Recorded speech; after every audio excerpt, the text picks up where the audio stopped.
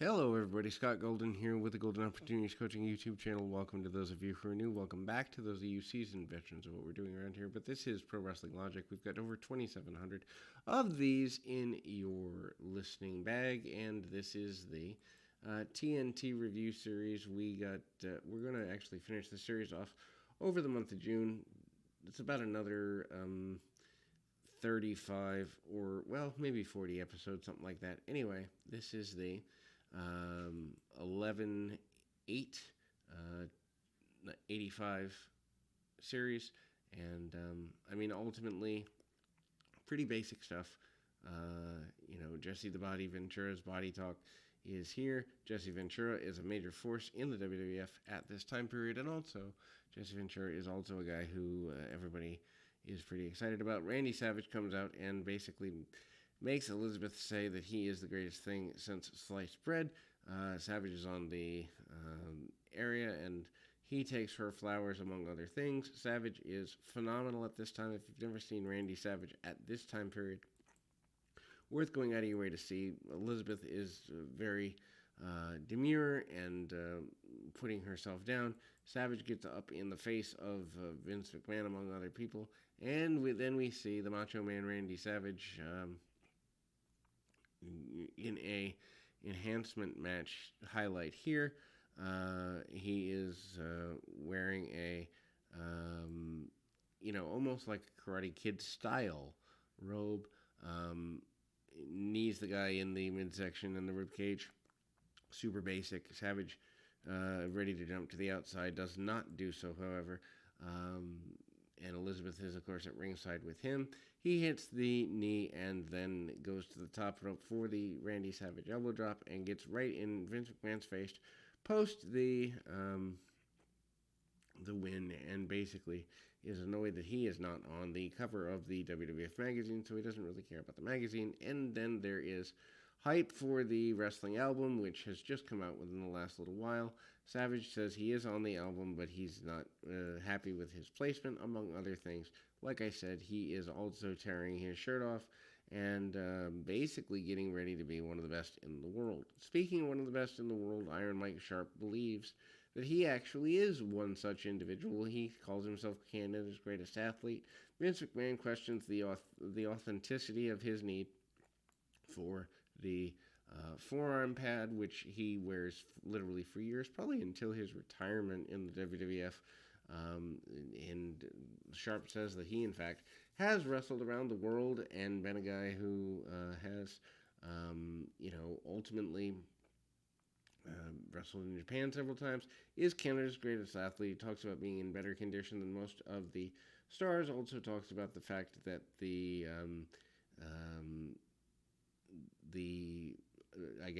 wrist pad, arm pad, whatever, has been accepted. An enhancement match with Mike Sharp, who, a lot of people don't realize this, up until about 1980, 86, maybe 87, he was still getting a minor push. Also had been in Mid-South, among other places. He does hit the forearm several times during the match and chokes his opponent out over the top rope, among other things. Lanny Poffo, worth checking out, says a poem about Lanny Poffo while wearing a suit of armor, mind you, where he basically talks about the fact that, in fact, the forearm pad is the reason that Mike wins, but he's not very smart. Anyhow, so big clothesline by Mike Sharp. He falls down with a sliding elbow and then gets the victory. Mike Sharp continues his interview with Vince McMahon and basically insinuates that he is going to be in control of just about everything.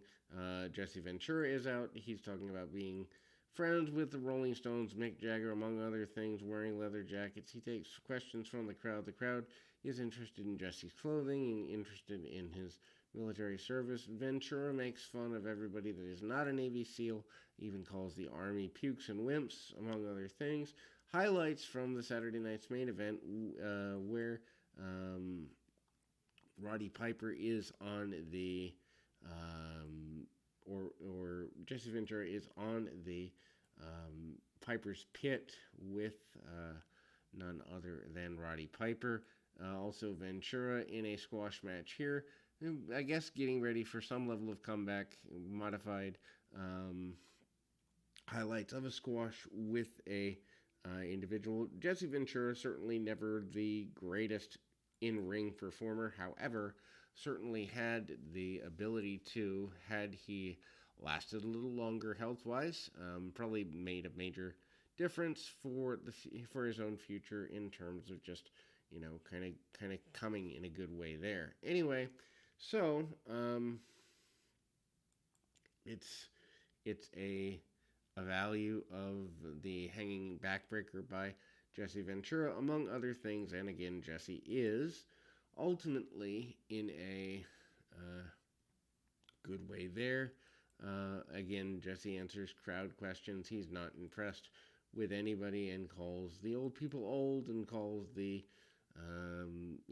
basically insults the fans. Advice with the Lovelorn with Freddie Blassie, basically. Blassie, this character would never get over. Blassie says he's been married 8 times and that everybody needs to respect what he's been through. And his Lovelorn with the with the ladies, certainly not something he's a big deal about. Ted Arsini out there, who seems to insinuate that Lord Al Hayes and everybody else says he's not working hard with his bench press endeavors, and obviously that is not the case. Then there is a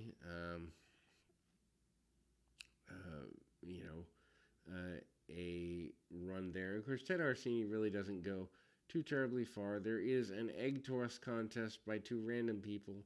Jesse Ventura says that there are broken eggs in the process, and that will close the show. Like I say, goofy show, but I love it because at some level you get some degree of interesting nature to the overall way that people relate with each other, and the characters are more fleshed out than they are today.